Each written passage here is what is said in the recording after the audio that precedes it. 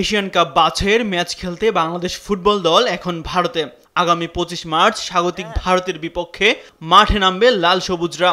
ম্যাচকে সামনে রেখে শিলংয়ে প্রস্তুতি শুরু করেছে বাংলাদেশ দল। তবে সেখানকার পরিবেশ ও মাঠ নিয়ে সন্তুষ্ট নন বাংলাদেশ কোচ হাভিয়ের কাবরেরা। শুক্রবার বিকেলে স্কোয়াডে থাকা 24 জন নিয়ে অনুশীলন শুরু করে বাংলাদেশ। নেহেরু বিশ্ববিদ্যালয়ের মাঠে ঘণ্টাখানেক অনুশীলন করে ফুটবলাররা।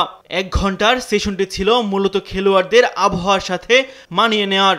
অনুশীলন শেষে মাঠ নিয়ে ক্ষোভ ঝাড়েন কাবরেরা। অবশ্যই এটা আপ টু দ্য মার্ক নয়, এরপরও আমাদের মানিয়ে নিতে হচ্ছে। প্রথম সেশনটা অনেকটাই পরিবেশের সাথে খাপ খাইয়ে নেয়ার। ভালো মাঠের জন্য ফেডারেশন কাজ করছে, আশা করি ভালো কোনো সমাধান পাবো। ভারত ম্যাচের আগে মূল ভেন্যুতে অনুশীলন করতেও আগ্রহী কোচ হাভিয়ের কাবরেরা। আমরা সৌদি আরবে অনেক দিন অনুশীলন করেছি, সেখানে আবহাওয়া কিছুটা একই রকম ছিল, তবে মূল সমস্যা মাঠ। ম্যাচের আগে অন্তত 2-1 দিন প্রধান ভেন্যুতে অনুশীলন করতে পারলে ভালো হতো। আমাদের ম্যানেজার বিষয়টি দেখছেন।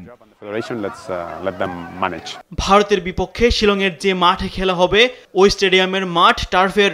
বাংলাদেশের খেলোয়াড়দের টার্ফে খেলার খুব একটা অভ্যেস নেই। ম্যাচ ভেন্যু জওহরলাল নেহেরু স্টেডিয়ামে অনুশীলনের সুযোগ পাবে শুধুমাত্র ম্যাচের আগের দিন। এতে খেলোয়াড়দের খানিকটা সমস্যা হতে পারে বলে জানিয়েছেন ফরওয়ার্ড রাকিব হোসেন।